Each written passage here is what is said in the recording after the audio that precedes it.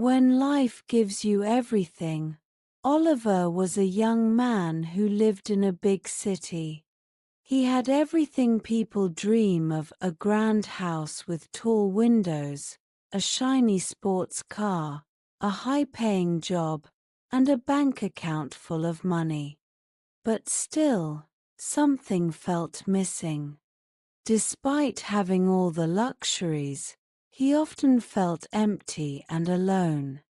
He thought happiness was just one more success away, but no matter how much he achieved, he never felt truly satisfied. One day, after a long and tiring day at work, Oliver decided to take a walk in the park. He needed fresh air, a break from his busy life. As he walked along the path, he saw an old man sitting on a wooden bench. The old man had gray hair and simple clothes. Yet his face glowed with peace and contentment. He was watching the birds fly across the sky, a soft smile on his lips. Oliver stopped and sat beside him. "Good afternoon, sir," he greeted politely. "Good afternoon, young man," the old man replied warmly, his eyes kind. Oliver looked at him curiously. "You seem very happy. May I ask why?" The old man chuckled. "Why shouldn't I be? The sun is shining, the air is fresh, and the birds are singing. Life is beautiful." Oliver frowned. "But you don't have much. You don't have a big house, an expensive car, or lots of money. How can you be happy without those things?" The old man smiled gently. "Ah, my dear boy, I once had all those things. I had wealth, power, and status. But I lost them. And when I lost them, I found something greater: peace. I realized that true happiness is not in things, but in moments, in kindness, in love." Oliver was silent. He had never thought about happiness this way. All his life, he had believed that happiness came from success, from having more than others. But now, for the first time, he felt unsure. "Let me tell you a story," the old man continued. "Many years ago, I was like you. I worked hard, made lots of money, and bought everything I ever wanted. But I never had time for my family.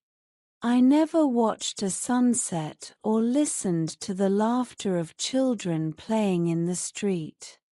Then one day, I lost everything in a business failure. My friends left me, my money disappeared, and my world turned dark. I thought my life was over. But do you know what happened?" Oliver shook his head, listening carefully. "I sat on this very bench, feeling lost. And then, a little boy came and gave me a flower. He smiled at me and ran away. That small act of kindness changed everything. I realized I was still alive. I could still feel, love, and appreciate the beauty around me. And so, I started living again, not for wealth, but for happiness. I found joy in simple things: talking to strangers, feeding birds, helping people in need. And do you know what? I have never been happier." Tears welled up in Oliver's eyes. He thought of his childhood, the days when he laughed freely, played without worries, and felt true joy in the presence of his loved ones. When had he forgotten how to be happy? The old man placed a gentle hand on Oliver's shoulder. When life gives you everything, it's easy to forget what truly matters. Family, friends, love, kindness, these are the real treasures. Don't wait until it's too late to see them. Oliver felt something shift inside him. He thanked the old man and walked home, deep in thought. That night, instead of checking his emails or making business plans, he called his mother. He listened to her voice, full of warmth and love. The next morning, he visited his parents, played with his little niece, and smiled at strangers on the street. He helped a homeless man buy food and felt something he hadn't felt in years, genuine happiness. From that day on, Oliver changed. He still worked hard, but he also took time to enjoy life's small joys. He learned to appreciate the laughter of his loved ones, the warmth of the sun, and the beauty of a simple moment.